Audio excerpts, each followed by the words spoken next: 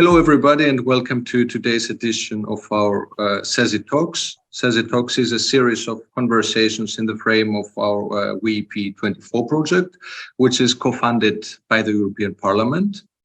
And today we have the pleasure to have with us Alexandre Ounnas, a researcher in the Job and Skills Unit of the Center for European Policy Studies. Welcome, Alexandre. Thank you, Telimakos. It's very nice to be here and to have the opportunity to discuss some very important questions.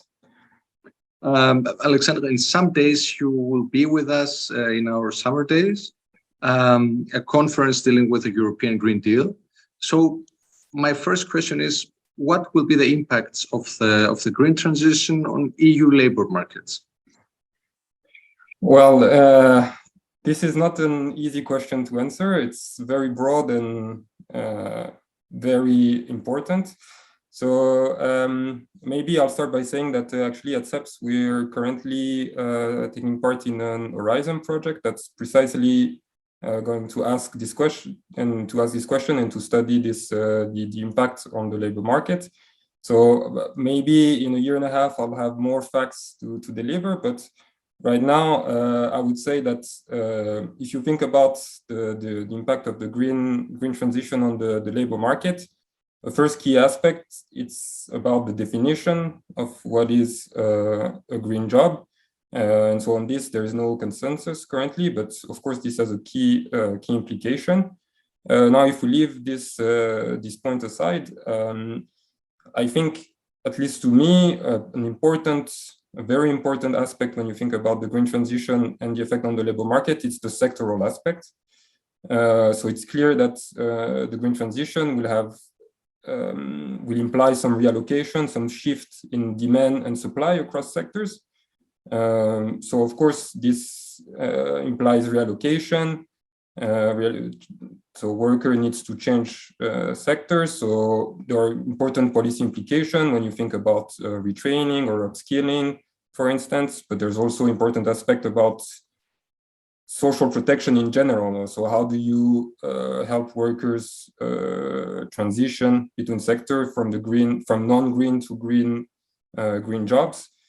And then, of course, their interaction with other very important aspects. So if you think about gender equality, so we all know that there are an important aspect is this sectoral segregation. Now, there are already evidence that green jobs might be more occupied by men. So of course, going into the transition, there could be some impacts on this aspect. And so all this needs to be taken into account if one wants to understand the green transition and the impact on the labor market. Absolutely. Speaking of the summer days, my next question is, what do you expect from this year's event? Well, so it will be my first time attending this event, so I don't have any reference to fix my expectations. But as far as I understand, what I would expect is high-level discussions, but in, let's say, relaxed or maybe more informal situation. So I hope that, yes, I'll be able to exchange on the topic of the green transition and the labor market with the high-level people, yeah. Mm-hmm. And my last question for today concerns the European elections 2024, very crucial elections. How can we make people go vote? Why should they go vote?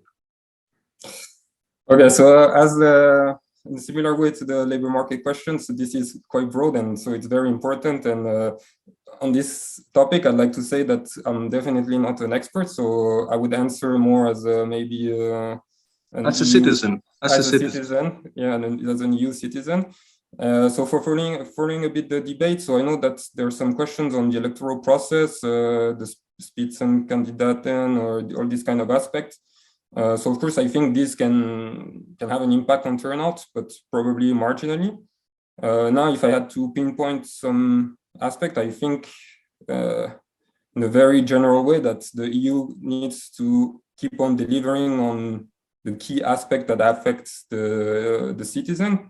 And so I think here we have a Eurobarometer that's been published a month ago that shows that approval for the response of the EU with regard to the war in Ukraine is very, at least 2/3 of EU citizens seems to approve the response of the EU. And then when there's a question about will you go vote, or at least if the question exactly was if the election happened next week, would you go vote? You can see that 2/3 of EU citizens were saying that they would go vote, which would be, okay, of course, it might not be the case in 1 year, but that would be a huge increase compared to the 50% of 2019.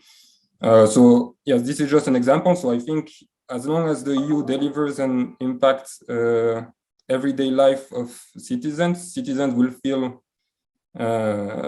involved and they will go vote. So I think, and there's a lot of issues I think that the EU can address if you think about the social crisis and aspects related to inflation, etc. So I think there's a lot that the EU can do, and if the EU delivers on these aspects, I'm sure that citizens will go vote. Let's hope so. Thank you very much, Alexandre. Yeah, thank you.